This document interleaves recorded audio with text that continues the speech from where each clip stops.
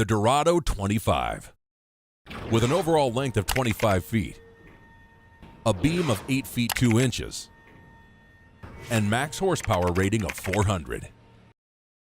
Okay, now we're going to take a look at the Dorado 25. And you know, there's a lot of boats out there that are kind of iconic, and all you have to do is say their name, and instantly an angler knows exactly what that hull looks like. And Dorado actually is one of those names, but not with this new boat. This is actually a new design they just came out with. It's a departure for them, and I like it a lot. They kept some of the stuff I like about Dorado. It is a fishing boat, okay? That's what it is, and that's what it's designed for. And the deck space in this boat is laid out so well. There's a lot to like about the new one. The other thing I really like about the boat is a 25-foot center console. You're thinking bust the inlet.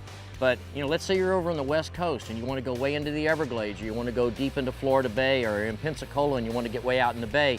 This boat has a porta bracket, so it gives you a lot more shallow water capability than a normal 25-foot center console with the motor bolted right to the transom. Well, you mentioned the Dorado hull and how it's iconic. It's iconic for not being your standard deep V hull. Their hulls from the very get-go have been designed for that West Coast shallow water that the guys on the East Coast have just fallen in love with in the last several years.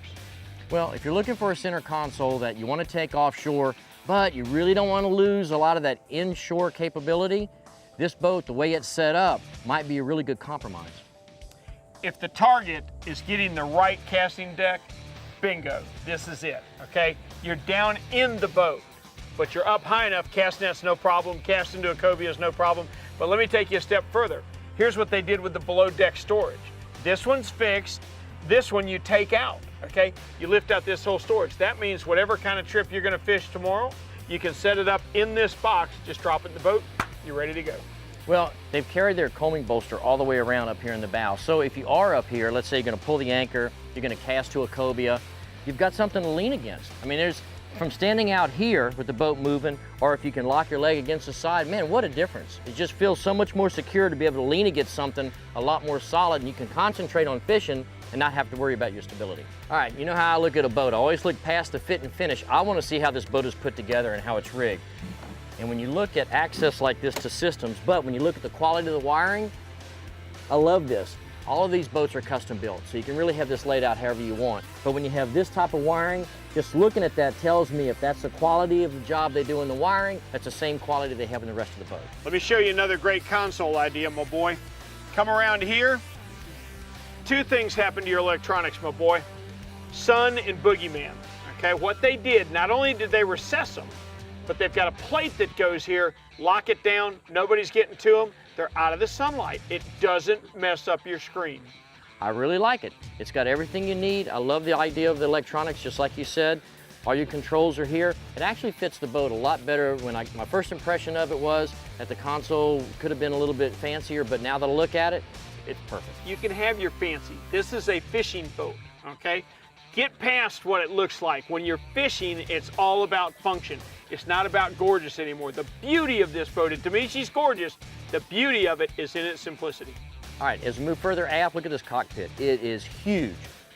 You know what I just figured out about Dorados since we came back here in the cockpit? Why they're so popular with guys. 4-person charter, you can take a 5-person charter on this boat. Yes, if you give up some of your rear seating, you give up some of your creature comforts, look how much room we've got. All right, not only that, your fish boxes below deck, they stretch all the way forward to the console. 60, 70-pound wahoo, no problem, slide him right in. Well, we talked earlier about liking the live well setup too. It's big, it's right in the center, it's at the transom where everybody can get to it. You're looking at that live well thinking, man, I can black that out with greenies, I can go offshore, I can live bait. I'm looking at that live well thinking, I can have 6 divers on board and we can put all of our lobster in there and keep them alive until we're ready to get back, because it's got plenty of room, plenty of good water flow. Plenty of circulation, no question. I like everything the way it's set up. I am a bracket guy. You know, you see so many of the European transoms now, they're very popular, a lot of people love them. I like the brackets, they give you so much more usable space inside. Well, this particular bracket's a little bit different too. It's a porta bracket. It works a lot like a jack plate, when you can raise that motor vertical and you can keep that thrust from the prop parallel with the surface of the water.